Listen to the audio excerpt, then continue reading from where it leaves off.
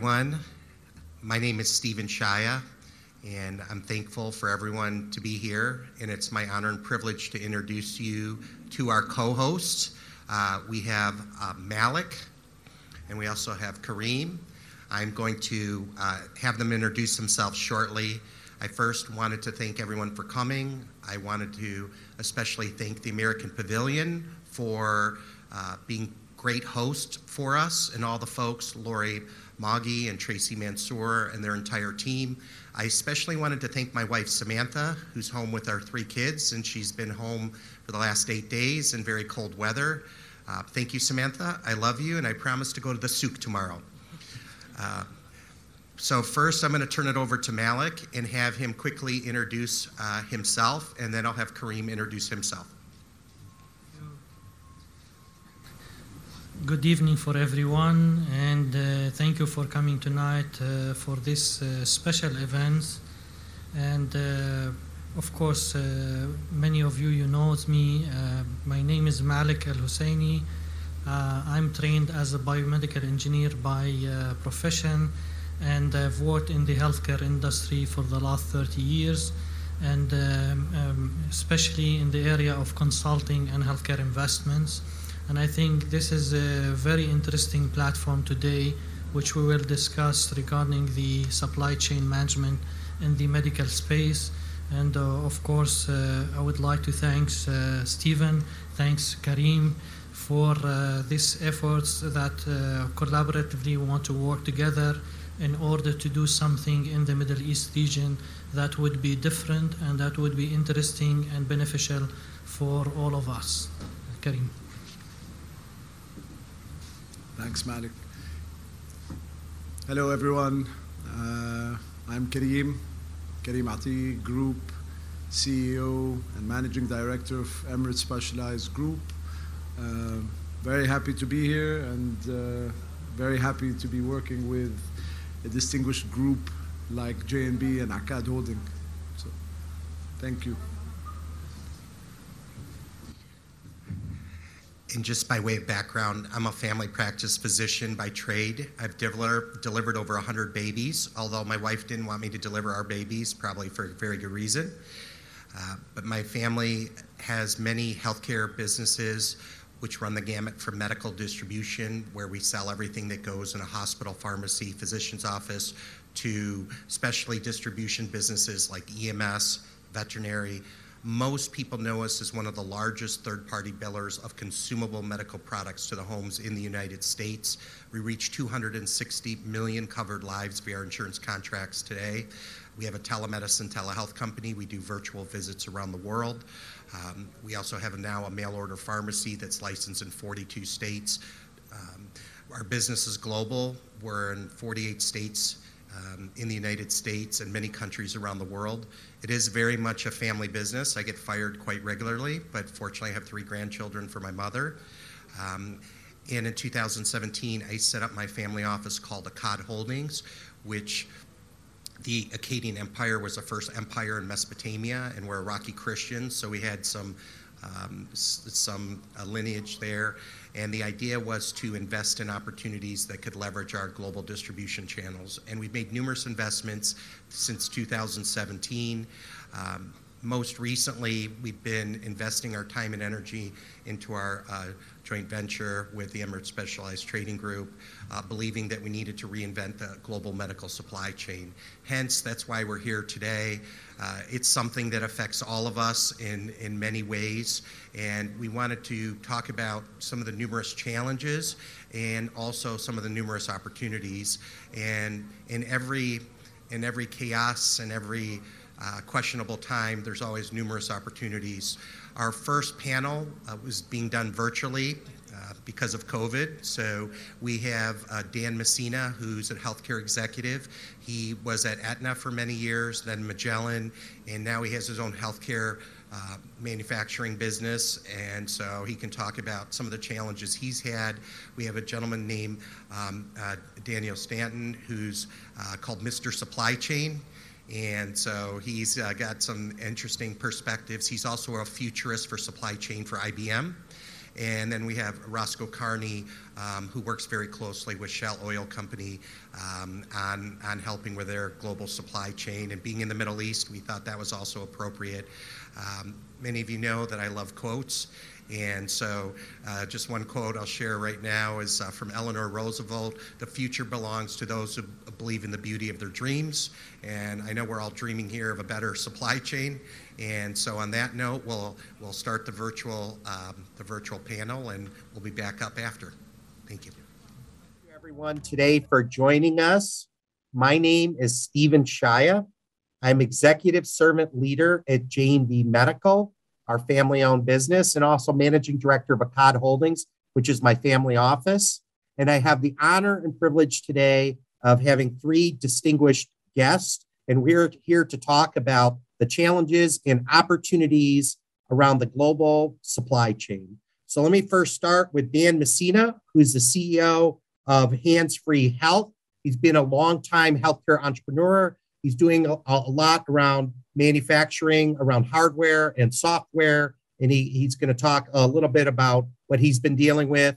I have our Mr. Supply Chain, Daniel Stanton, and he's literally Mr. Supply Chain because he's an author of Supply Chain Management for Dummies, and he's a talking head on TV and newspapers, and so we're excited to have him. And then we have Roscoe Carney, who's a supply chain expert for Shell Oil Company, which we think is appropriate because we're in the Middle East, and certainly supply chain issues run the gamut through all industries and all sectors and affect our lives. So I'd first like to start with Dan Messina to give a little more in-depth background about yourself, and then we'll go to Daniel and then Roscoe. So Dan, maybe you could start us off, and I didn't do justice, so I just wanted to tee it up, and please share a little bit more about your background. Well, thank you, Stephen. And first of all, thank you. It's a pleasure to be here today with everyone. I also want to thank you. You promoted me to CEO. I'm actually the president. My co-founder wouldn't appreciate that if he knew I took over his job. But I am the president and a co-founder of HandsFree Health. It is a virtual health voice platform. We deliver that platform in different fashions through a smart speaker, a watch, a pendant, and also through an app. And so we are dealing obviously with supply chain issues associated with that. Previously, I had been a partner with Health Advocate, which was a company which we started in 2001. Began with just 6 employees, and by the time we sold it, we had over 1,000 employees, 44 million members, and we were nationwide, and a nice success story. And beyond that, my career includes being the CEO of Magellan Health Services, the CFO of Aetna Healthcare, and various different other roles with Cigna, Aetna, et cetera. Wonderful. Thank you, Dan, for that, and congratulations on all your successes. Thank you. Let's go to Mr. Supply Chain, Daniel. For sure. Stephen, thank you so much for having me. I'm really looking forward to this conversation. So I appreciate the introduction, and you hit a bunch of the high points. So I did my master's in supply chain at MIT many, many years ago. Spent some time working in industry, really kind of took a turn, and my focus over the last several years has been around supply chain education. So as you mentioned, I am the author of Supply Chain Management for Dummies. I've got supply chain courses up on LinkedIn Learning that have been viewed by around 1 million people around the world. And, you know, in addition to, or as a part of my role as an educator, one of the things I do is I'm a supply chain futurist for IBM, helping them and their clients look at what's happening to supply chains and how they're being transformed by technology. Thank you, Daniel, for that. And congratulations also on your success and your journey. Roscoe, we'd love to learn more about you. Yes, I'm Roscoe Carney. I currently work at the Shelter Park facility in Houston, Texas. I've been working in the supply chain field for 15 years, first starting out in the U.S. Navy. Then after getting my MBA, I've been working in the oil and gas industry, construction industry, and also assisting small businesses in further developing their supply chains. Awesome. Hey, Roscoe, thank you so much. Honor to have you here. Congratulations on everything. So let's get this teed up, gentlemen, shall we? Let's start off with the first question. From your perspective, how would you characterize how the global medical supply chain is working. And I'd love to get your guys' perspectives. I know you kind of look at things from different angles. So Dan, let's start with you. You're doing manufacturing yourself. Yeah. And you've been in healthcare a long time. Share with us your thoughts. Well, it's been an issue, no question about it. Things have slowed down for sure, and it's forced us to relook at the way we do our business, candidly. We have to look at different opportunities for how to have supply distributed, whether it be from different countries. We have to do sort of the strategy that Intel did back in the 90s, where you build different products that can replace the other ones. So if we have one watch from China, which is not being properly distributed, maybe we get another China watch, maybe still from China, but a different watch that has a chance to be distributed more quickly. So you have to do that. You have to. It's become a whole different ballgame from the perspective of timing, and air freight or shipping freight. It's just so much uncertainty right now. If things were delayed for a period of time, and you knew it, and you knew how long that period of time was, you'd plan accordingly. But you just don't understand or know it. Maybe something takes 4 weeks to get here, and something takes 14 weeks to get here. And you have to, when you're building and you're distributing product, that's a very difficult proposition. So it has required us to have backups, shall we say, alternative ways of distributing alternative products to produce. Wonderful. So Daniel, from your perspective, I mean, this is obviously an interesting time for you. I'm sure you're in great demand for your opinion. So I'm very excited to hear your thoughts on this. That's the old Chinese curse, right? May you live in interesting times. And as Mr. Supply Chain, I'm feeling it now. It's a great question, Stephen. And one of the things that's so interesting to me is like 2 or 3 years ago, everybody took supply chain for granted. A lot of people had no idea what you meant when you said supply chain. And now all of a sudden everybody's saying, oh, supply chains are broken. They're not working. For me, though, I look at it and it's not one supply chain and it's not broken in one way. And so, I try to break it down to understand, well, what are the differences? How do we characterize that? For example, there have been lots of instances over the last 2 years where we've seen the demand for products go really high really quickly, even though the consumption didn't change, right? And toilet paper is a great example of that. And so people say the supply chain failed. Did it really? Or, was there just, the supply chain is designed to satisfy the needs of our customers. If our customers are buying irrationally and stockpiling, do we want our supply chains to be able to support that? So, I mean, that's sort of one failure mode that I've seen. And the truth is, you can't build enough capacity to keep up with that, nor should you. It would be a bad business choice, right? I've seen situations where demand went up a lot and consumption went up, but it's probably not going to be long-term consumption, right? And by the way, I think Peloton is probably a case study in that. They're scrambling to build capacity and make more bikes, forecasting out an irrational growth rate for way too long in the future. There's another scenario, though, where demand has gone up and consumption has gone up, right? So I'm thinking about things like N95 masks and hand sanitizer, where we're consuming more now than we were 3 years ago, right? For those things, genuinely, the supply chain needs to change. We need to increase manufacturing capacity. We need to be warehousing more. We need to be transporting more. Then there's a fourth category of supply chains or products where demand just went away. And for those things, the smart supply chain move is to shut down, right? Get rid of capacity, dump the inventory that you have. So I would say, supply chains are designed to satisfy the needs of customers. If the customers' needs change, then the supply chains need to adapt. No one should expect that to happen overnight. And I think what we're seeing is a lot of turbulence as all of those different kinds of supply chains rebalance to the new normal. Thank you for that, Daniel. Roscoe, you're in the energy area. So, how do you think the global supply chain is working? From the position of sitting, I guess, at an organization in the energy industry, and having, I guess, had previous experience in working with construction. So at the moment, the supply chain is working as Mr. Supply Chain has said. However, there are caveats to that, right?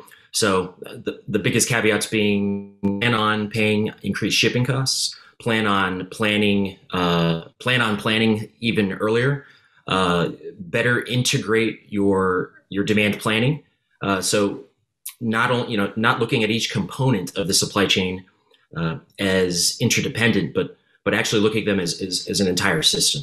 So the biggest concern we have seen specifically in the energy industry is a lot of the strategic sourcing that we do overseas. So recently completing shipments for materials coming from China as well as India.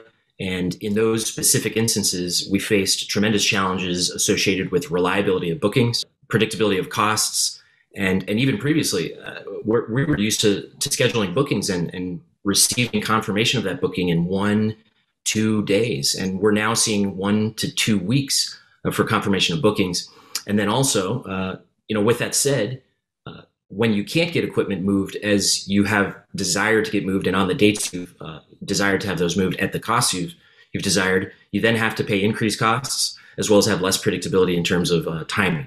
So if you think about it, one cup overflowing to another cup as they become full, we're seeing instances where at the end of the day, there are 2 or 3 modes to move materials. There's ocean, ground, road transport, as well as air freight. So when given those choices of options, and especially if you're looking at international trade, at the end of the day, you really only have a couple options. And as that first cup overflows of ocean freight, when that capacity fills up, that spills over into other modes, specifically into the air freight. So we're seeing significant increases in cost as well as schedule reliability, and unfortunately having to bump materials from ocean freight to air freight in order to meet the required timelines, significantly bumping the cost associated with transportation. I want to just jump in there because I heard you heard the word cost come up time and time again. And when you're in the business that I'm in, where you're distributing product at a retail level to consumers or commercial, and that cost keeps bumping up, which indeed it has, it makes it very difficult for you to pass those costs on because you've already committed the deal in that respect. So it cuts into your profitability. And I've been in the financial side of the world for most of my career, and I've never had to deal with a planning issue of supply chains as much as I do currently. It just was always kind of taken for granted. And everything that Daniel said is, and Roscoe, I totally agree with. But in our case, it's how do you pass those costs on? You already have POs. It's hard to do that. I was going to jump in and quantify a little bit about what Roscoe was saying. So, a lot of times what I'll use as an indicator is shipping from Shanghai to LA Long Beach in the U.S. That's a really sort of good indicator of what's happening in global trade. And, 3 years ago, you could book an ocean container, Shanghai to LA Long Beach. It would take less than 30 days, probably, 20-ish days, and it would cost $2,000 to $3,000. In 2022, right now, we're seeing situations where that container, instead of costing $2,000, will cost $20,000. And instead of taking 20 days, could get hung up at the port and sit there for 3 months. One of the things that's crazy about that is when ocean freight starts getting to these kinds of prices, normally air freight is about 10 times more expensive than ocean freight. But these days, ocean freight is so expensive that basically air freight is kind of cost competitive, which has allowed the air freight folks to push their fees up even higher. One other thing, just to add more chaos to the mix, when we think about air freight, a lot of people assume that we've got dedicated airplanes, that all they're doing is flying freight back and forth around the world. Actually, that's only about half of the air freight. that we would normally send. The other half of our air freight capacity is what we call belly cargo. It's underneath the passengers in a passenger flight. So with COVID, as we've put all these travel restrictions in place and people have been reluctant to travel, the passenger airlines have cut their flights, which has diminished the amount of air freight capacity available in the marketplace. So we're having all these problems on the ocean side, which is making it harder to ship stuff and more expensive. We've got this diminished capacity on the air freight side, and it's just much harder and more expensive to move things than it was just a couple of years ago. Absolutely. Absolutely. And the point that I was just going to interject to Dan's point was a lot of these cost increases on the supply chain are difficult to pass on to the customer. So you're really affecting, margins and impacting business in a different way. Even Amazon, made disclaimers in their stock report talking about how because of rising, energy cost and labor costs that their profitability is going to be impacted in the, months and, and years to come. So clearly this pandemic has affected businesses from all different sectors. Dan, you're in the healthcare, what's your thoughts on it? Is the healthcare supply chain getting impacted in unique and different ways than other supply chains? I don't think it's in unique in different ways. It has been clearly affected, and I think Daniel noted some of it. When it comes to mask or PPE equipment, that's a little more straightforward. It's affected by that based on demand. But when you're talking about medical devices and the components associated with medical devices, of which there are numerous parts and pieces associated with it, each part has to be delivered to the manufacturer in time to keep that production line going. So when you're talking about supply chain, we think about toilet paper, and we think about the mask, and we think about the testing, the COVID test, all right and proper. But those are singular materials for the most part, which are made and produced in one location that do not depend upon a lot of raw materials coming at them from different areas. You're talking about components that have chips in them or different technical features associated with it that come from different locations. It adds to supply chain. It's another feature that makes and causes things to be delayed. So the medical area has clearly been impacted, as has everyone else. The most obvious ones have been the mask and the testing, but you have to think beyond that. You have to think about actual devices and how they are made and the impacts from the production line associated, the raw materials needed to make those. I think that's a great example, right? With toilet paper, you've only got a couple of ingredients that you need to make it. But when you start looking at complex engineered devices, whether that's medical equipment or automobiles or airplanes, I always used to joke, if a car has 30,000 parts and the supply chain isn't working for one of those parts, are you okay buying a car that only has 29,999, right? Because that you need all 30,000, right? So any one of them can break down the supply chain and shut down the factory, really, ultimately. And so the more complex the product, the more components it has in it, each of those essentially kind of makes the risk go up exponentially. So, I mean, it's not a linear increase. It's the more components you add, it becomes exponentially more difficult to manage that supply chain and ensure that you're going to have all of the parts you need when you need them. We've been so focused in the last few years on making supply chains more efficient, and we've been able to count on reliable transportation and reliable supply chain partners around the world. And because of that, we've been able to reduce inventories. And that's good because it increases efficiency. We can provide products to customers for a lower cost. We can be more profitable. But the problem now is we've got these complex products. The supply chains are not reliable. We don't have large safety stock inventories. And so when there is some kind of a disruption, all of a sudden, that one part that doesn't show up shuts down the whole supply chain from that point forward. Sure. Yeah. To your point, the violent shock to potentially an over-optimized system, right? So there's debate now, potentially have we gone too far in terms of optimizing the entire supply chain, ensuring that, just in time. So the second someone is taking a deodorant off the shelf at a Walmart, that gets replaced, right? And immediately then gets picked up by a customer. So that over-optimization to the point, to get to the point where it's just in time for the customer, that builds a pretty fragile system. As soon as you have some volatility, and a perfect example is the pandemic itself, sparking off in the form of a violent shock to that system, that really has cascading effects to a system that has so many subcomponents. So not just the overall concept of, hey, this is just a ship that needs to go from point A to point B, from Shanghai to Port of LA, for example. But also taking into account that the global pandemic did affect some of our global manufacturing hubs, particularly China, and with a good 40% of containers being shipped trans-Pacific between China and the United States, that needless to say puts it at risk with those global manufacturing hubs shutting down, as well as other global manufacturing hubs. So it's not just the ships themselves; it's capacity at the port.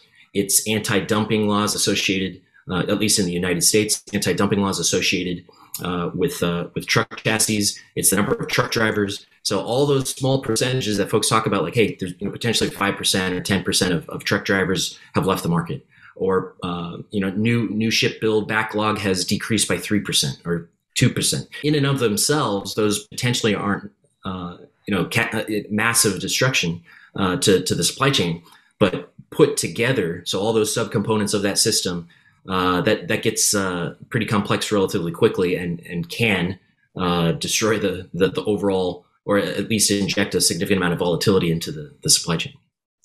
Great points there, Roscoe. You mentioned about over-optimizing, right? And that's what guys like you and I are doing all the time, is how do we optimize this supply chain? But really, what we tend to mean when we say optimize, we're optimizing for something. And what we're optimizing for tends to be profitability, right? So you eliminate anything that seems like waste, anything that you're not using all the time, any excess capacity. And that tends to create a highly efficient yet fragile system, right? It is also possible to optimize the supply chain for resilience, right? And it's just a matter of setting that as your KPI, right? It is the thing that is most important to us to ensure that the supply chain is resilient. In that case, we'll spend more money where we need to. We'll add flexibility where we need to. But it takes a different mindset for the folks that are investing in the business and the infrastructure to drive a focus towards resilience, or a focus towards efficiency, or to at least understand that there are often trade-offs between the two, and to recognize what those trade-offs are and what decisions they're making. Thank you for that, Daniel. I really appreciate it. Roscoe, did you want to add something else? Well, yeah, I think we'll see that in the short term as well as the mid and long term. We're going to reassess what is the correct number of how many widgets should we keep on the shelf. So there's going to be a complete reassessment in terms of warehouse, the sizing of warehouses, the location of warehousing, how much hypercare we do to the supply chain itself. Luckily for folks like Mr. Supply Chain and myself, how many supply chain professionals to hire and how much to pay them. So impelled to the growth of the supply chain disruption, I think that if you graph the LinkedIn contacts that supply chain professionals are receiving right now from recruiters, I think those would overlay potentially with a bit of a lag, but overlay quite nicely. Just because at the moment, folks like Dan are saying, hey, how many folks do we have specifically assigned as subject matter experts to take a look at ocean freight options, to take a look at strategic sourcing to find alternative sources of supply. So at the moment, there's a reassessment of all types of fundamentals or principles that we've operated on for 20 years, because we had that to some degree Big Mac index of the trans-Pacific shipment from Shanghai to Port of LA. And now that number, there are many professionals within, healthcare as well as all other industries, I'm sure, that are having first time in career moments of shock where complete foregone conclusions about timing as well as costs associated with shipments has completely gone out the window. So there's a lot of folks right now that are a bit shell shocked and trying to figure out how to handle with this new, how to handle this new environment. Well, you guys are getting more valuable by the minute, that's for sure. So I'm honored to have you guys here. So, a couple more things I wanted to cover while we have this time. So we've talked about a lot of the problems and challenges. What is it going to take for things to get better, and how long is this going to last? Well, I wish I knew the answer to that, because it would be a very, very important variable to put into my equation to figure out where things are headed. I just don't know the answer to that. I hope it's temporary, but it's causing great problems for businesses like ours because it brings such a level of uncertainty that it's absolutely impossible, not hard, it's impossible to manage the process now, whether it be in terms of cost or timing, or for that matter, even if you're going to have a product to ultimately sell. So I don't really know the answer to that, but when you're dealing with a foreign country as we are, in our case, China, and we're, counting on them to manufacture really the skin around our product, not the product itself, but the way it's delivered, the skin. And they ship it to, wherever they ship it from in China. And now they're done. And now I have to figure out, when's it going to get to the state? How long is it going to take? How much is it going to cost? Meanwhile, we have people wanting the product, and we've promised the product to them at a certain cost, and that cost now may become elevated because of the increased cost of shipping, or if we decide to do air transportation instead, because that is faster and not that much more expensive, candidly, sadly, or amazingly. So it's hard to answer those questions. It really makes it impossible for me to manage a business going forward with certainty of cost of product. You've committed the cost. I hope it's temporary. Even having supply chain people in our organization, which we do have, and working with them, they don't have the answers themselves. They're just working on a real-time basis what's happening and trying to address the real-time issue. So I'm going to repeat myself here, but all we're doing on our end is trying to find alternative ways to distribute, alternative products to distribute. We're building up our inventory, which there's a cost to that.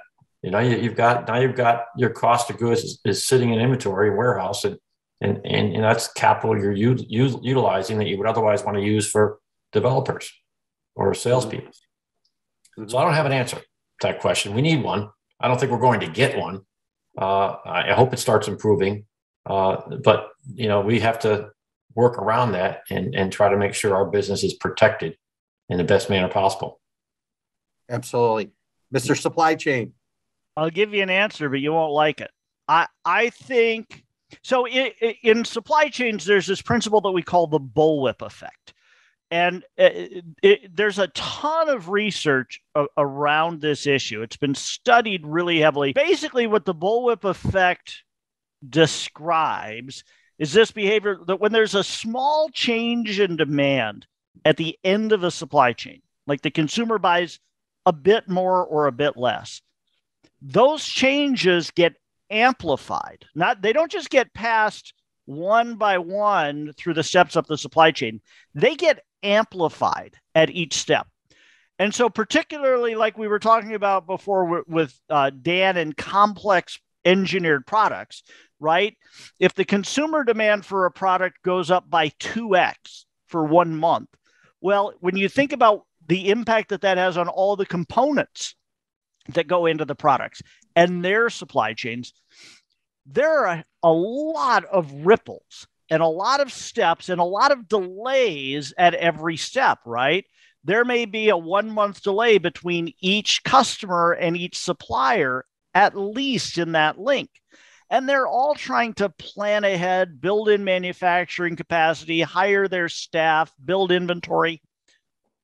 All of that to say, if from this point forward, COVID ended, no more ships got stuck in the Suez Canal, we didn't have any more blizzards in Texas or pipelines shut down by cyber threats in the U.S., I think it is likely we'll still be seeing ripples 5 years from now. The reality is, I told you wouldn't want to hear it. The good news is, hey, supply chains can handle some of those ripples, right? The frequency and the amplitude of the problems will get smaller over time. So that's the good news.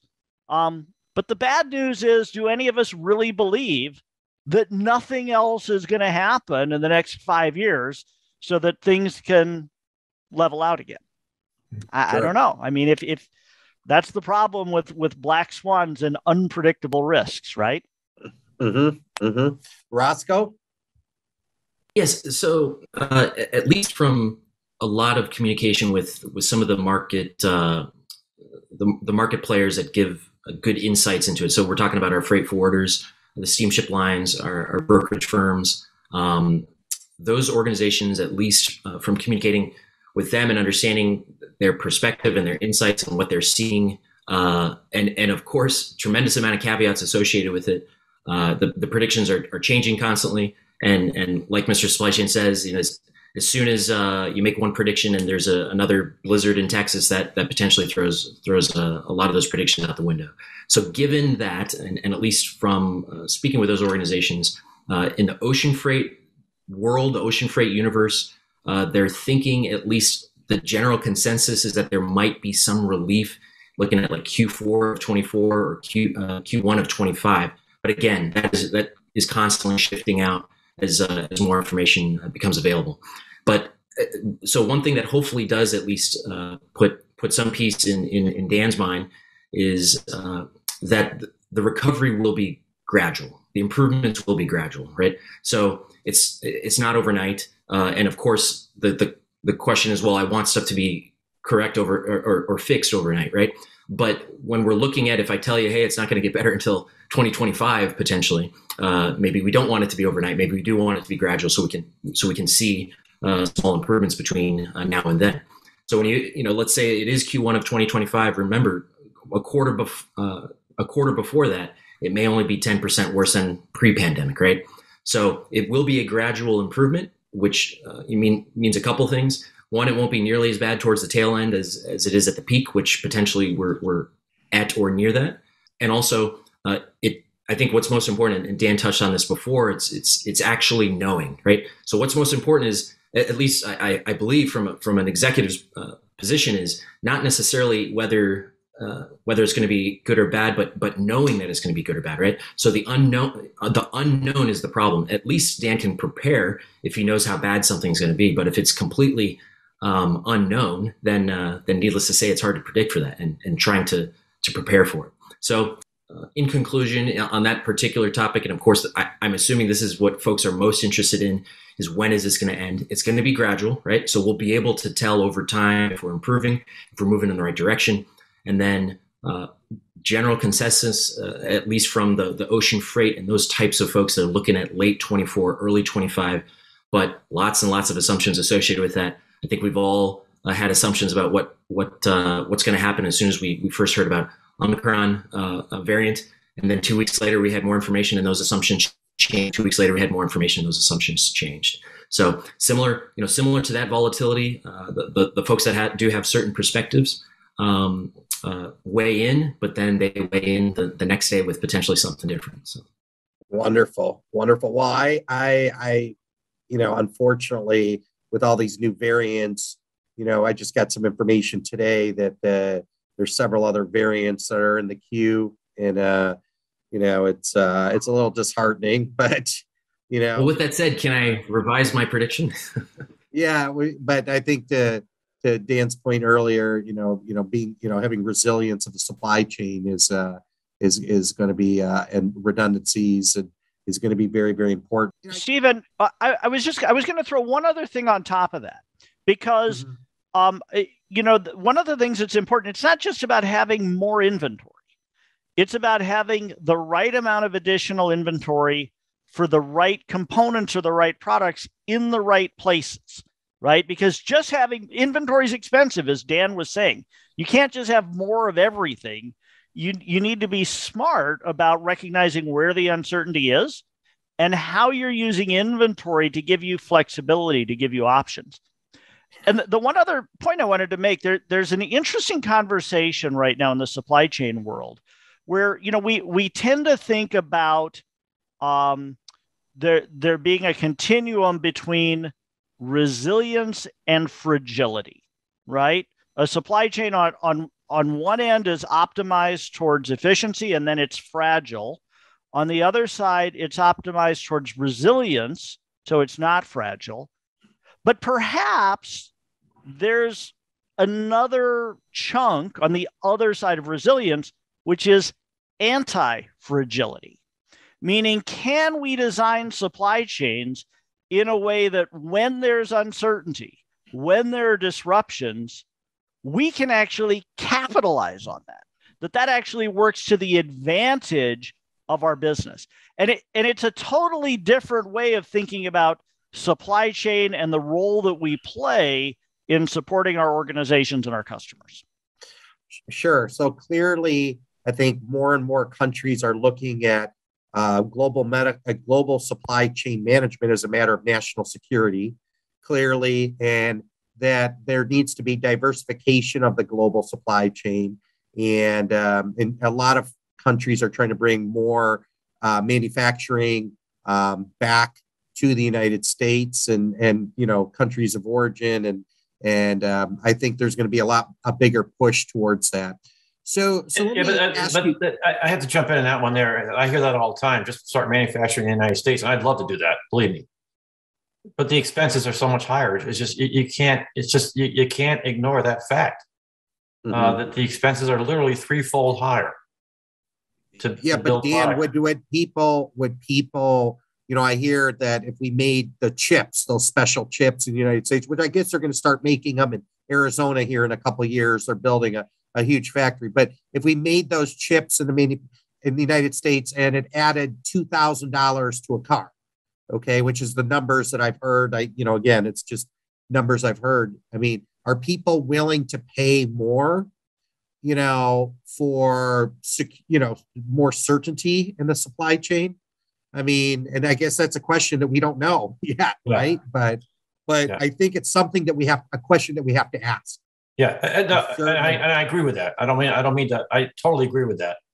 I'm not sure people are willing to pay more, candidly. And so I think it's just something we have to come to reality about. That it's easy to say, people get on the soapbox and say, start just manufacturing and building in the United States.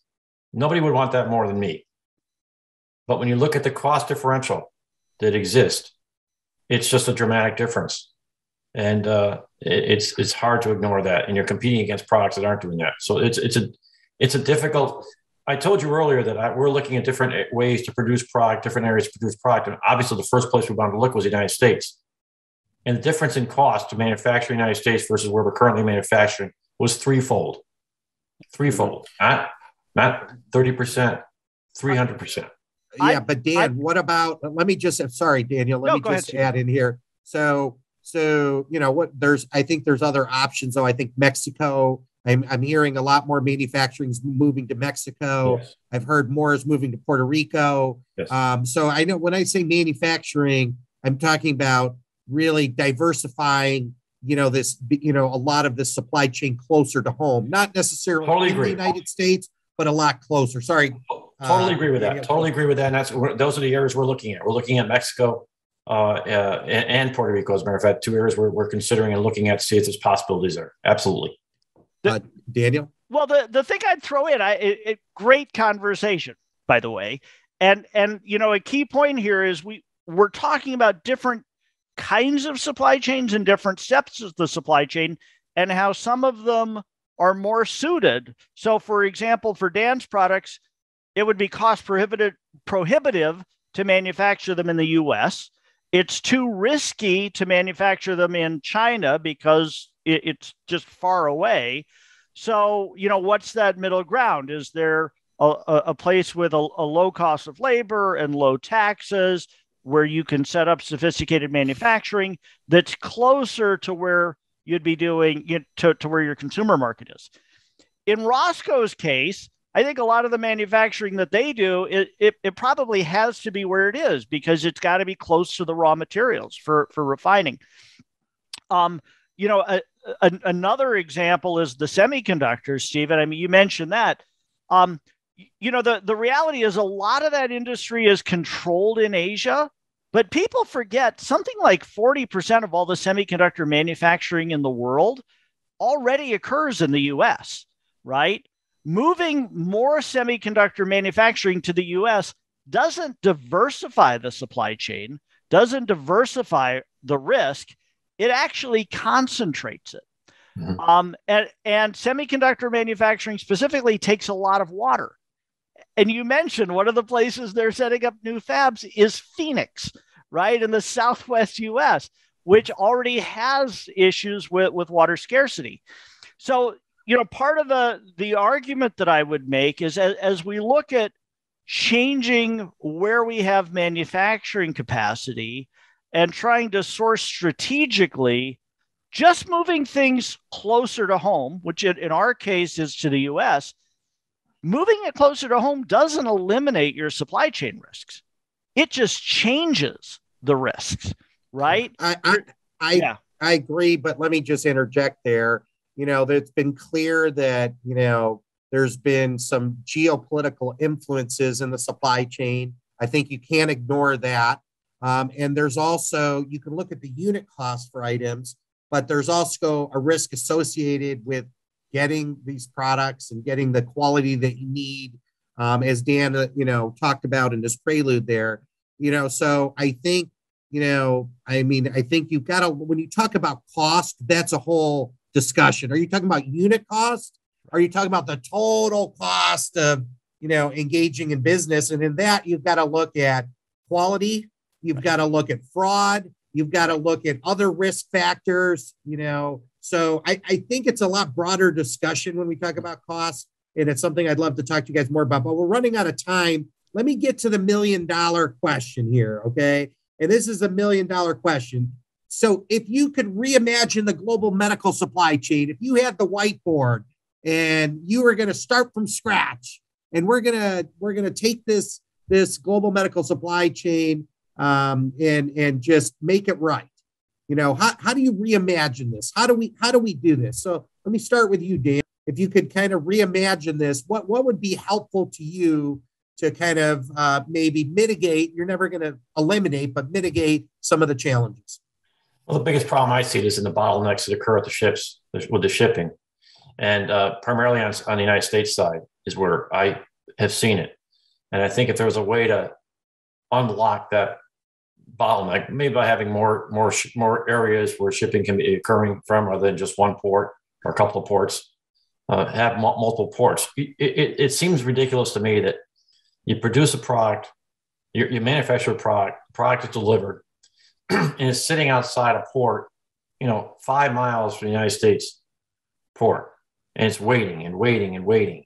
And then when it finally gets to the port, then you have to worry about how long it takes for it to get from the container to the truck. And again, it waits and waits and waits. And once it gets in the truck, well, now it's on its way. It's off to the warehouse.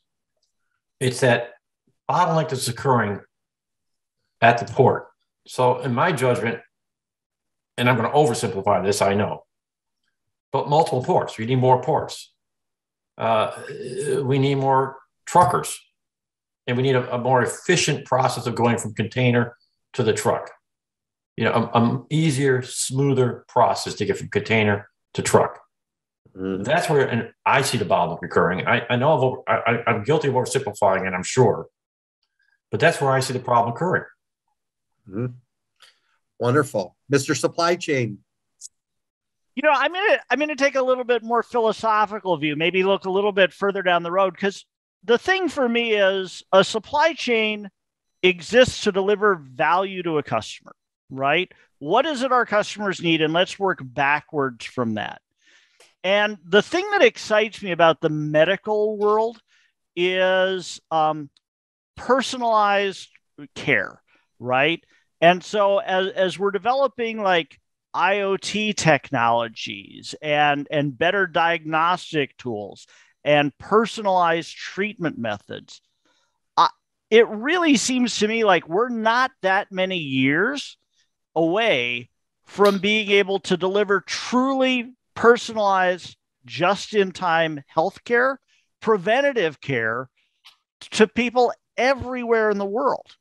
And I think, when you get to that level that like you've got a device monitoring somebody's health in real time, you can identify deviations from the norm and have an intervention in place instantly or near instantly.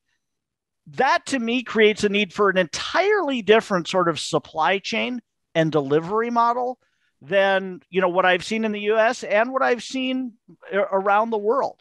So thinking about what's the role of the doctor in that process, what's the role of pharmacies?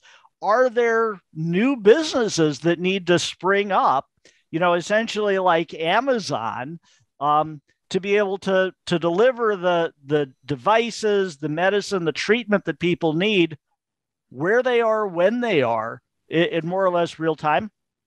That for me is really where I see healthcare going in the not too distant future, and where healthcare supply chains need to follow. Absolutely. And we've been working very closely on that, doing more testing in the homes, and everyone talks about COVID, but I think around diabetes and many other chronic conditions, taking the, healthcare to the patients in the homes or their place of work. I think that's going to be a big trend for sure. Russ, that's the business I'm in. That's exactly what we're doing. Taking making healthcare, have the front door of healthcare be there. That's exactly what we're doing. The problem though still is getting that product to the home, right? So they can use that product. The last mile. Roscoe, I'd love to get your thoughts. Certainly. So, and we've talked about this a bit, but and there was, of course, a discussion about manufacturing and global manufacturing hubs, bringing manufacturing back to the United States, et cetera. All fantastic goals, but in reality, at least in the short term, for the foreseeable future, low-cost country manufacturing and global manufacturing and global logistics, that is going to be a major component, right? That's not changing anytime soon. So with that said, rather than potentially saying, hey, we need to bring a lot of manufacturing to different locations, et cetera, we need to deal with what is reality today. And reality today, based on the infrastructure limitations that Dan touched on.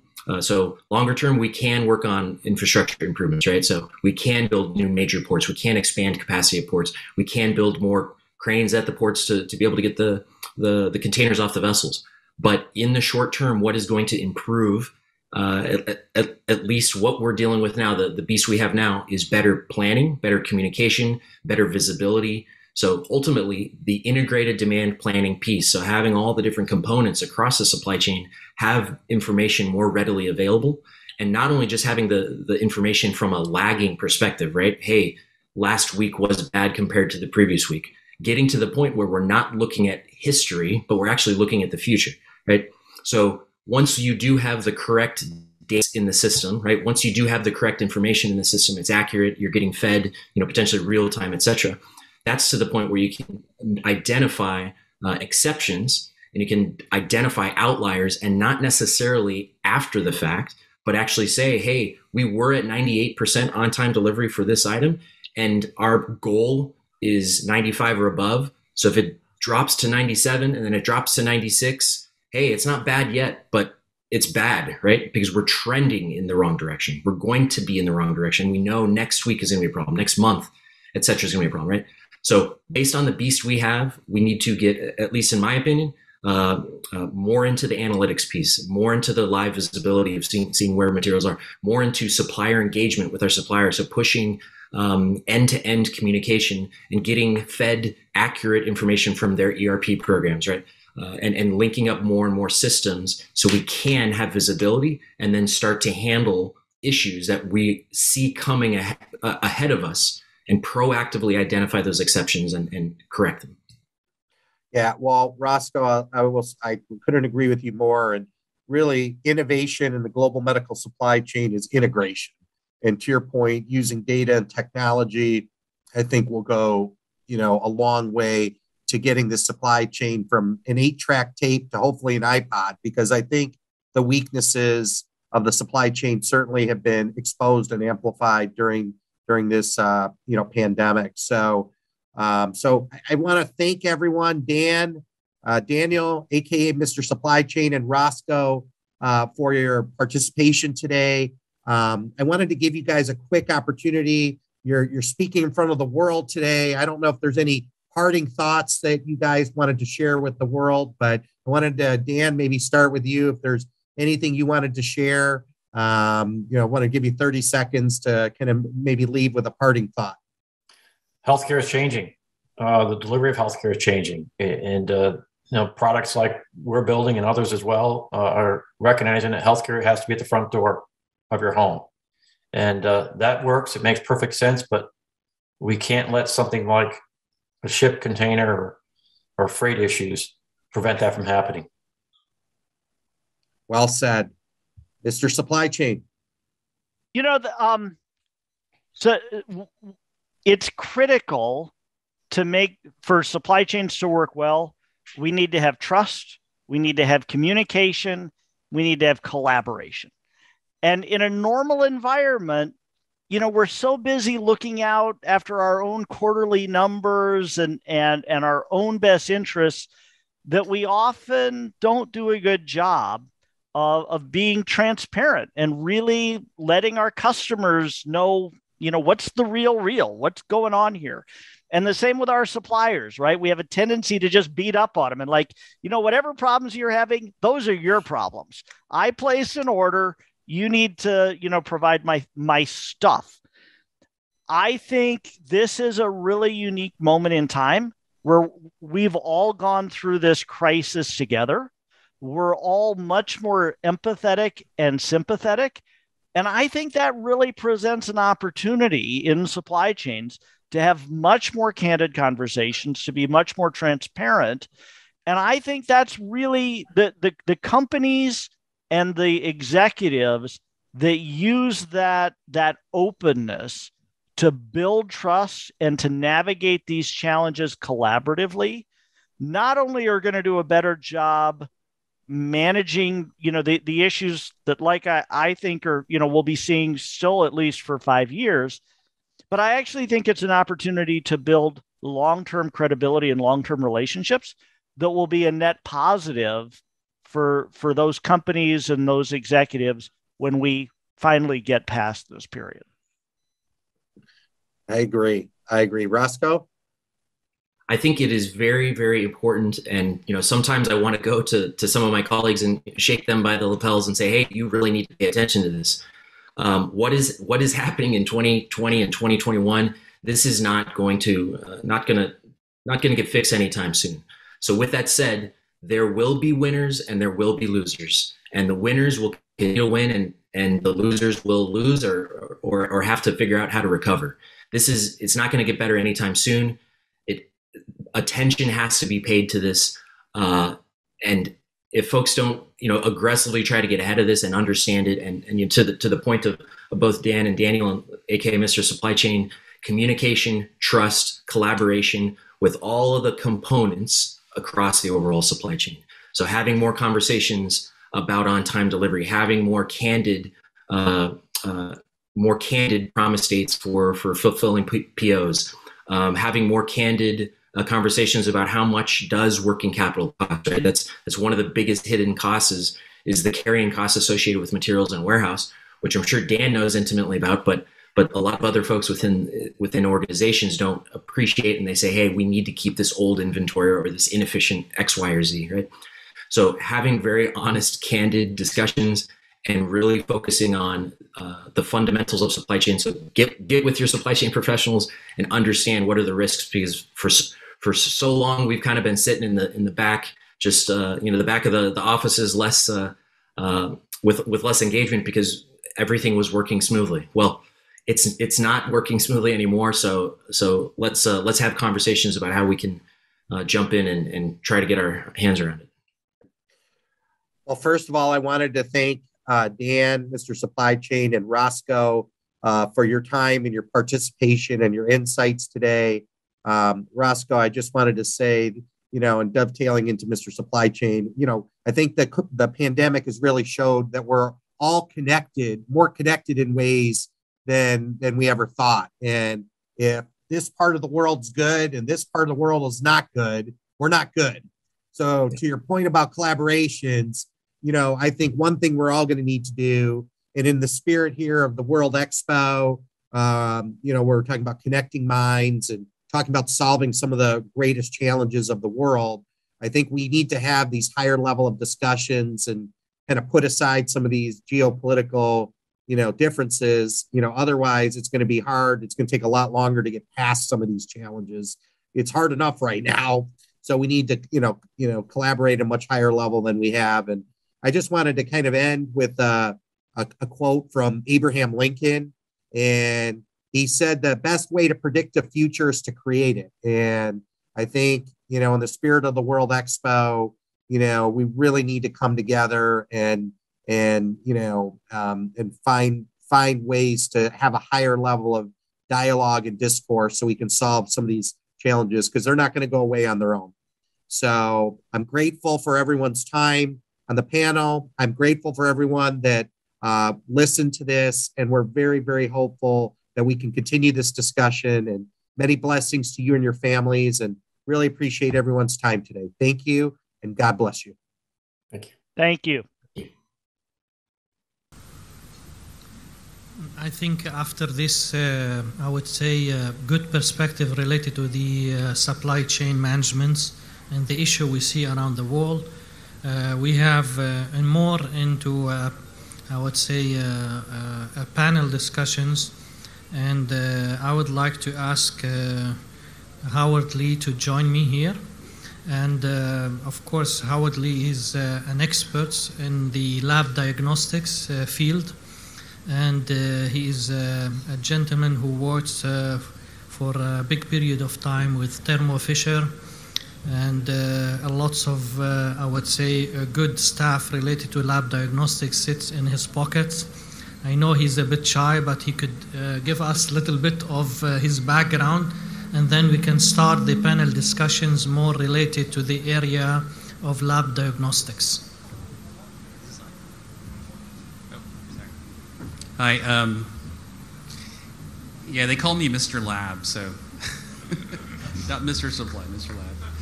No, my background is clinical diagnostics and medical devices for many, many years. I did run the country of Canada for Thermo Fisher in the clinical diagnostics division. And then from there, I started a small company that specialized in mass spectrometry.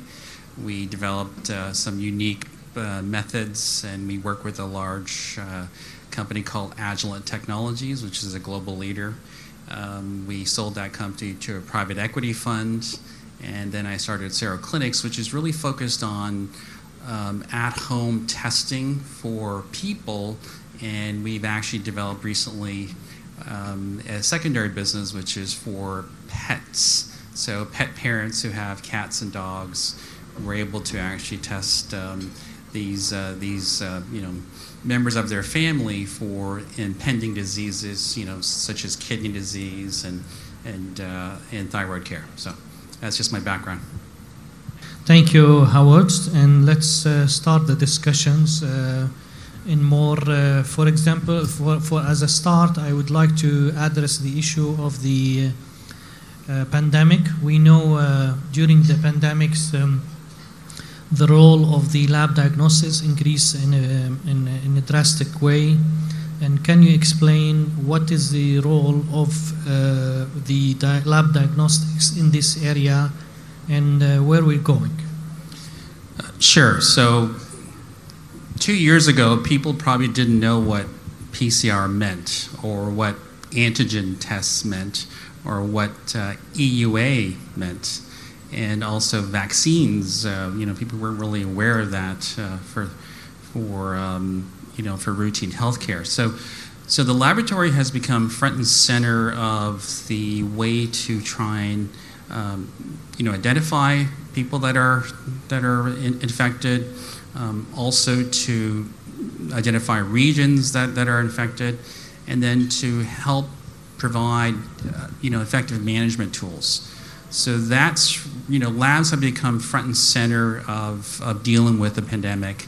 And I do believe that when this becomes an endemic, they still will stay front and center, because it seems like that a lot of governments are going to require, if you travel, you have to have PCR. Case in point here, you're coming to an event, you have to have PCR. So I think the laboratories generally will still play a large part in managing this, and this could go on for many, many years, I suspect. Now, there is a transition going on with laboratory where, again, some of the speakers talked about that. It is moving to the home, and I think that's where this is going to be really interesting over the next couple of years. But generally, laboratories across the world, front and center. The development of variants, which are just basically mutations of the viruses, and the speed of how labs share information these days is phenomenal. So when a new variant is discovered, they actually are able to sequence that and share that instantaneously across all the labs around the world, which is fantastic. So, yeah, I think the importance of laboratories is not going to change. It'll be front and center for a little while.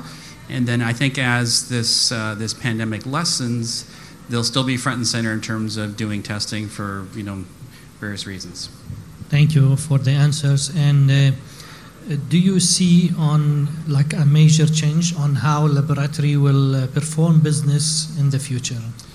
Yeah, and I think I talked about that a little bit more. So laboratories in the United States have moved to telemedicine, where they're offering basically at-home collections, what are called proctored collections.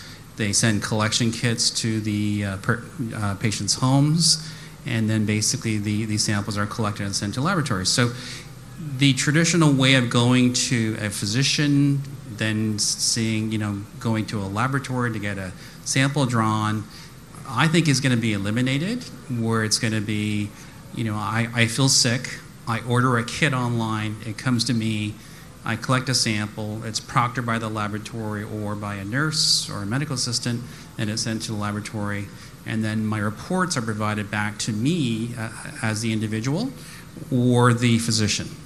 So I think you are going to see a change where a lot of this is being provided direct to the user, and that's very good, because you're empowering the patient, right? So yes. Good. This is, of course, we'll elaborate a bit later on this matter. Mm-hmm. Now, talking about the mutation and the continuation of the what's happening in the area of testing for COVID-19, and how the diagnostics lab will cope or help to predict the virus in the future. I think it's hard to predict what will happen with this virus. There was an interesting discussion we had with an epidemiologist, and they said that this virus will mutate so that it can actually stay alive. And that's what it's doing, right? So, before the first variants were very deadly, and now the latest variant, which is Omicron, is not very deadly. And I think the newer one that they've discovered is even less deadly. So what the variant is doing is try and sustain itself. But when it does that, it's probably going to mutate again and again and again. And I think, eventually it might become like the cold virus, and it'll be sort of ubiquitous everywhere around the world. But what I was saying before is how laboratories are sharing sequencing data is almost instantaneous. So, I think variants are going to continue. I think the ability of labs to sequence them will be basically almost at par with how quickly they change, which is very good.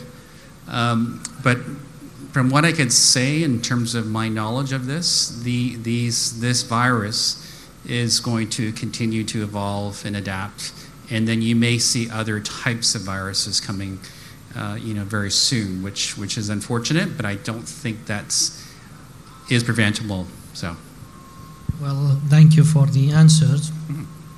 Now I'll touch base again to something you already mentioned regarding the home diagnostics and whether will flourish and how it will be seen in the near futures in terms of developments.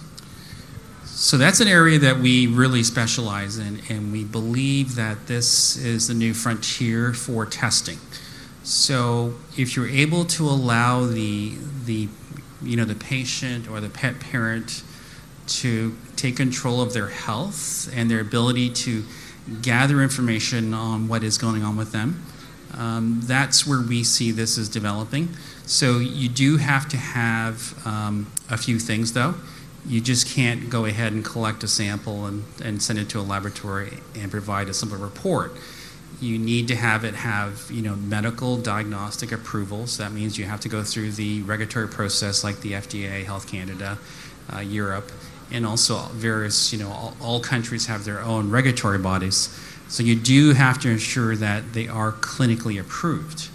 The other part of it for the laboratory, which makes it very difficult, is you have to have the ability to run the samples that in most cases are going to come to you in a dried format. So that's not a skill that a lot of laboratories have, and it's not a skill that you can easily obtain. So at-home testing is definitely here. It's been accelerated because of COVID. So people are doing rapid antigen tests at home. They're doing PCR collections at home. I don't think people are going to ever go back to where they want have to go to a lab station and grab provide a sample and wait a couple days for results. I think the desire to have immediate results and high quality results is where this is headed, and the ability to offer very complicated tests is there now as well. So I think at-home testing is here to stay. It's going to probably rapidly grow in the next couple of years, and it's for ourselves and our pets, who are the sort of additional family members. Well, thank you. The more that I would like to ask about patient requirements is for diagnostic testing, we're still to receive timely, accurately, in an affordable way. Mm-hmm. So how we can see that in the futures in the area of the lab diagnostics? Yeah, I think when you get into collecting samples at home where you don't have, you have very little control over it, you have to have devices where you can actually pinpoint how much sample you're collecting. So whether it's a DNA sample or a blood sample or a urine sample, you have to have a way to actually be able to pinpoint how much you're collecting. If you don't have that and that comes to a laboratory, you really don't have the ability to provide an accurate result. And that's a critical element for us. So I think the devices that are being developed right now are focused on a very precise volume of, whether it's whole blood or serum or saliva. And then that sample is transported intact, or it's in a format that's not going to degrade as it comes to the laboratory. And really the best way to do this is by mail, not courier, because it's just too expensive. You want to make this affordable. At the laboratory side, we're focused on doing high volume testing at very low cost that provides data or information that's clinically and medically relevant. So in most cases, we're looking at screening tests, not really complex tests. We don't want to do that because I think you still need to go do that. But there are certain things you can do quite effectively and help patients really manage their chronic condition or acute condition. And this really applies for even your cats or your dogs who end up developing thyroid disorders, kidney problems, very similar to humans, and that ends up costing thousands of dollars for the owners. So if we can deliver something that's very cost effective, high volume, affordable for patient care, that's really the goal here. But accuracy is critical in terms of the volume, making sure you have something that's properly approved from all the regulatory bodies, and then ensuring that the laboratories can run these tests and methods. So that's really the sort of combination of what you need here. Well, thank you, Howard, for your insight.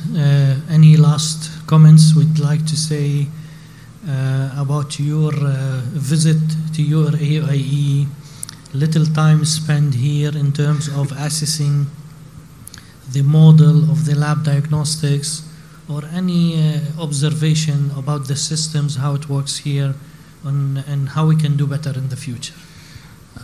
Well, I was invited here about 2 years ago by the NRC, and the objective there was to try and deliver a dried urine collection system for patients that are being treated for addiction here, and we were about to launch that, and then COVID hit, so it got delayed. But I think healthcare here is very advanced, very willing to look at new opportunities and new methods. I understand that some of the testing is still exported outside of the region. Some of the specialized testing, which I think can be retained here. But generally, I think the healthcare system here is fabulous, and it'd be a great opportunity for us to just provide some leading edge technologies to help improve that. Thank you very much, Howard, for your insights, and hopefully you have a safe trip back home. Thank you. And I think we're going to move to our next panel, and here we're talking more about the supply chain. I would like to invite Stephen and Karim, if you would like to come to the podium so we can start the discussions about the supply chain. So I think the previous panel discussing the matters at the U.S.A. level, it was very good to have the global perspectives. I think here would like to know more about more local perspectives. But first, I will address the questions for both Karim and Stephen, and hopefully we get an insight about the markets and how we can deal that in the near future. So my first questions, as like the traditional reliance on the industry partners like a manufacturer and distributor for product availabilities and order fulfillment can no longer be the norm. So what's your view on that issue or that matters? Well, the global medical supply chain is like an 8-track tape, and we have to take it to an iPod. I've been really, it was eye-opening during the pandemic to better understand where and how products were coming from the factories. And it was shocking to me that many of these large transactions, millions and tens of millions of dollars, were done in paper. There was a lack of transparency. There wasn't much data involved with it. And just the whole process was way more antiquated than I anticipated.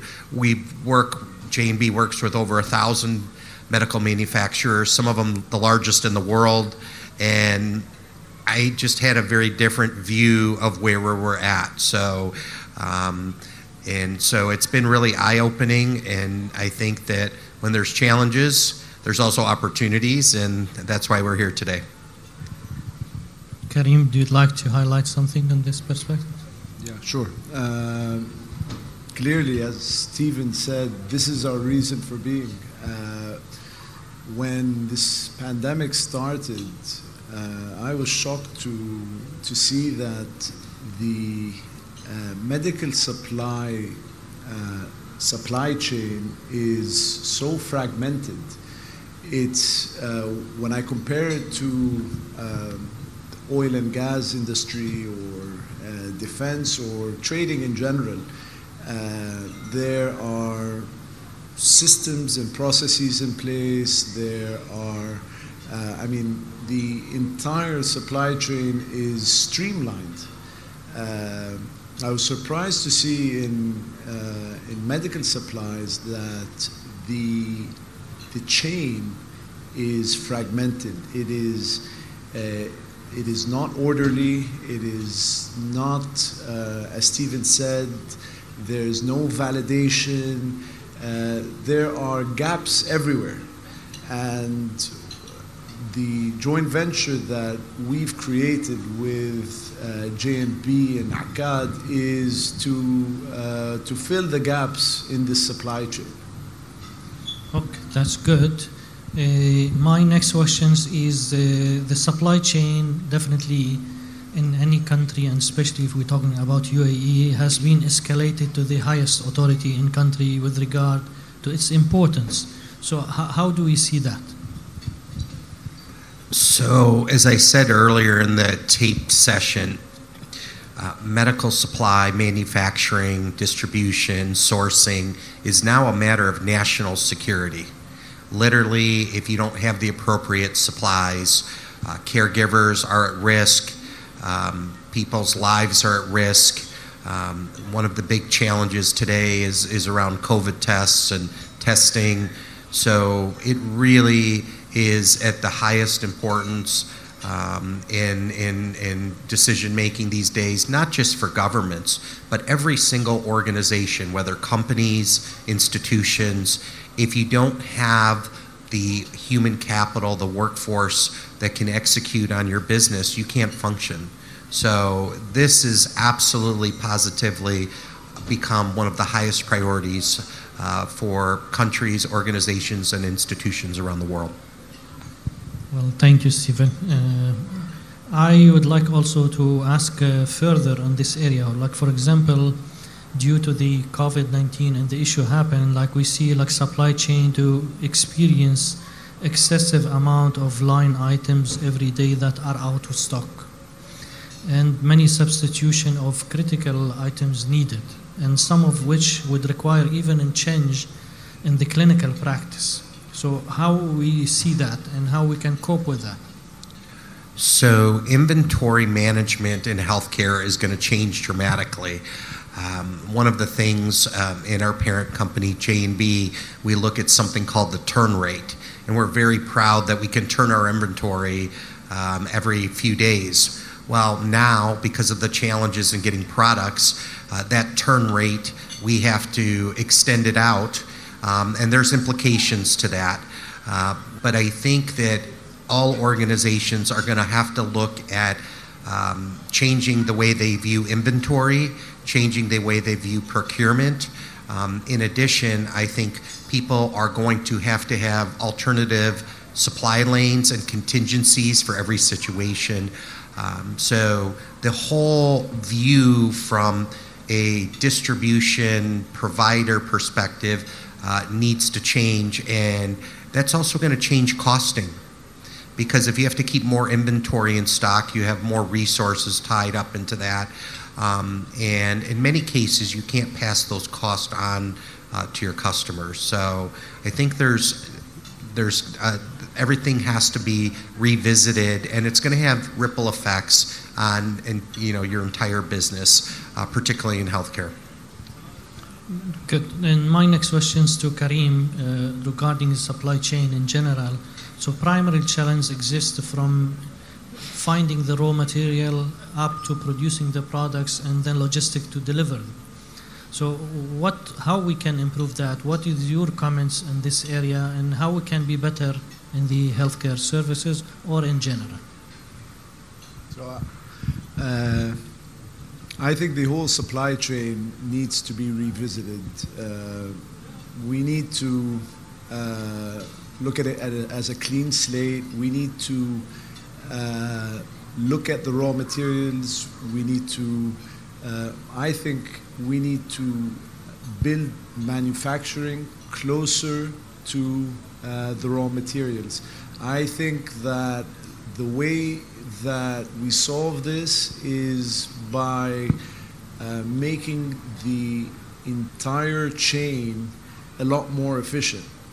And you can only do that by starting from scratch, clean, and doing it all over again, where you look at logistics, you look at raw materials, you look at manufacturing, and where the end users are. And you need to look at it holistically and address it as, you know, one problem instead of having it fractured the way it is today. Thank you for this. One more questions that usually, and this is we have seen it, like a products which would have taken a month to source, now it takes 3 months and it tripled the price. So how are we going to deal with that, and why? Why it's happening and how we can improve it? Well, there's a variety of different challenges today. Number one, it's a challenge to get labor. Just in the United States, for example, some estimates have as high as 23% of people have not come back into the workforce. They call it the Great Resignation. So many people are having a hard time staffing and getting people to execute. Energy costs are going up. And also the financial mechanism to manage these transactions has had challenges, because there's been many issues of fraud, many issues of products not getting where they're at. So the financing to do manufacturing and do these transactions is very skittish these days. So it's problematic. The other thing is that the demand for many products has gone up exponentially.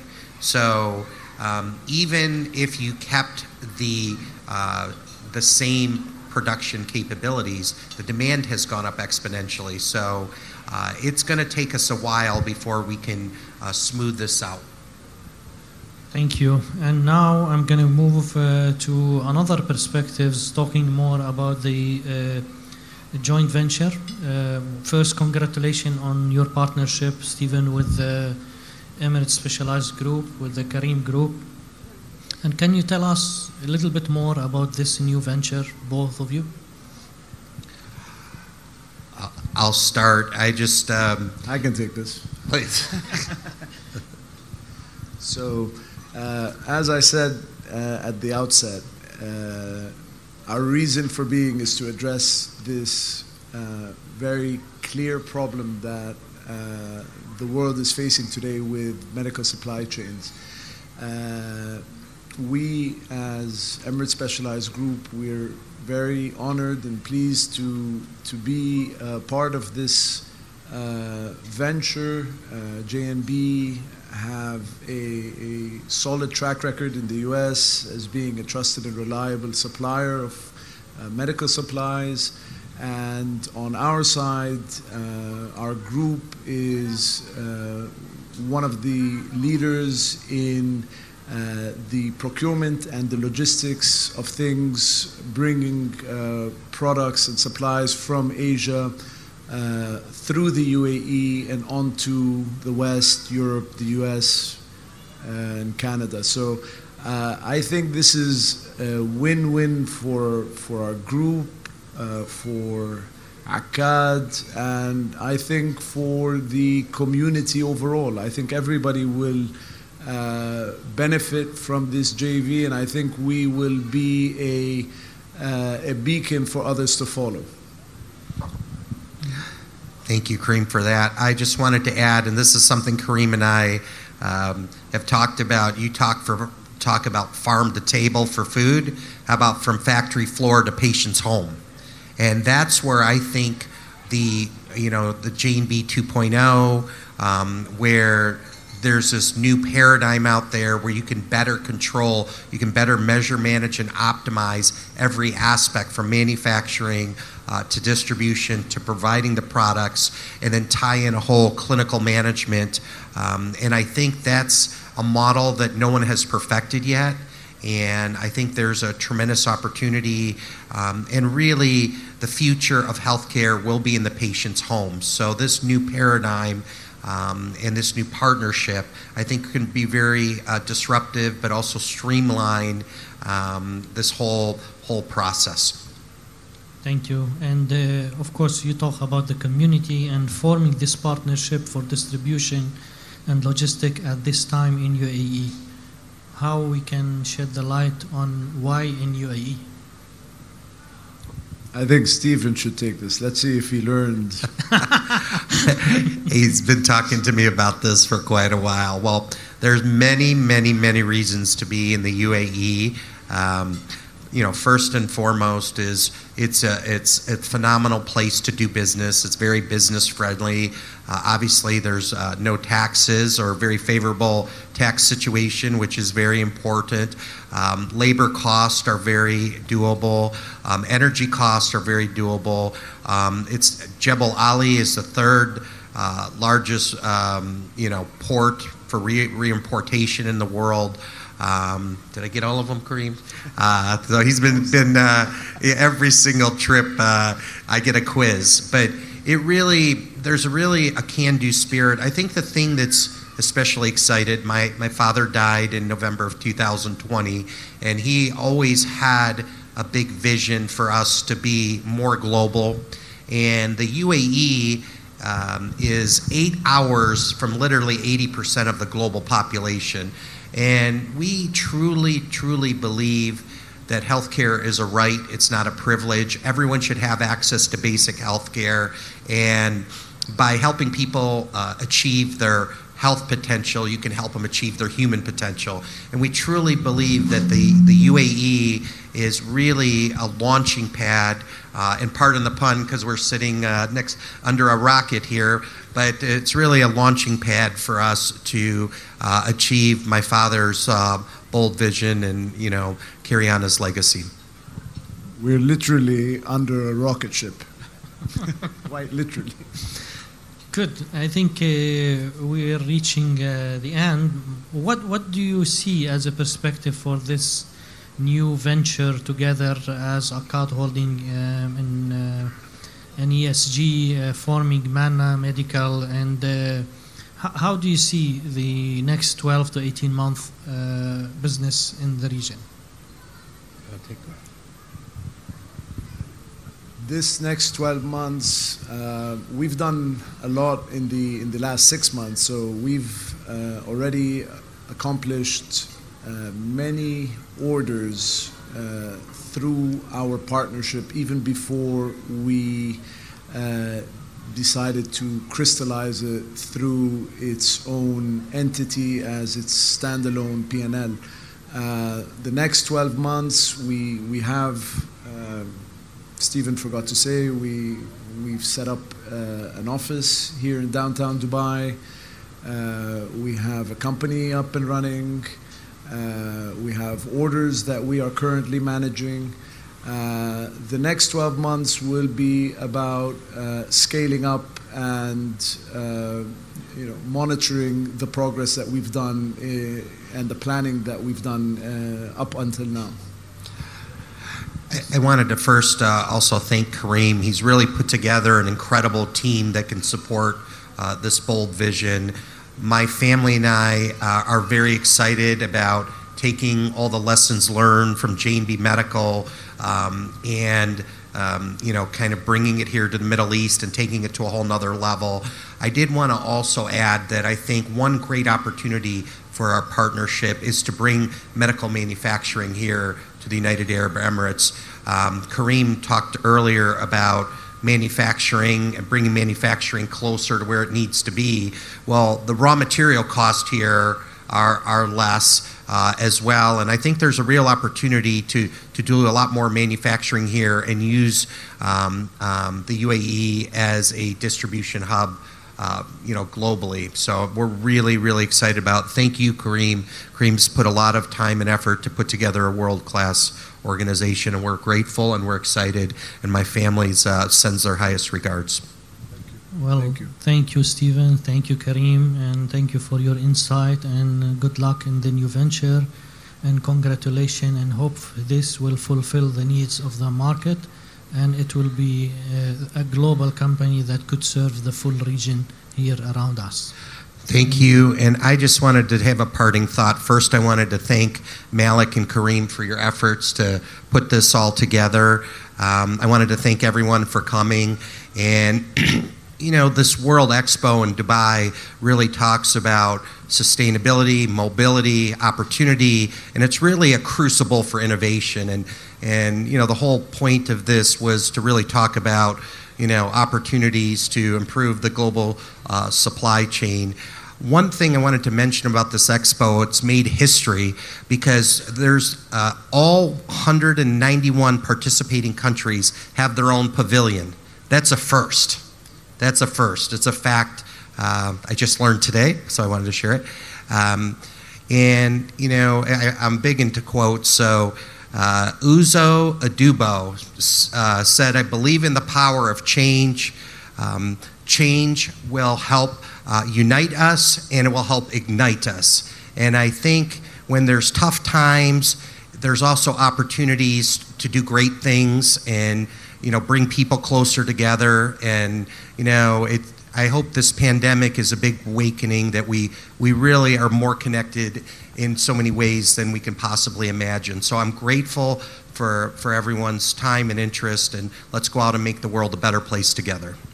Well, thank you. Thank you. And I think we're going to see a small show related to the rocket, so let's see when it will happen in a couple of minutes. And thank you for everyone and for your time for the show. Thank you, Doc. Nice job, man.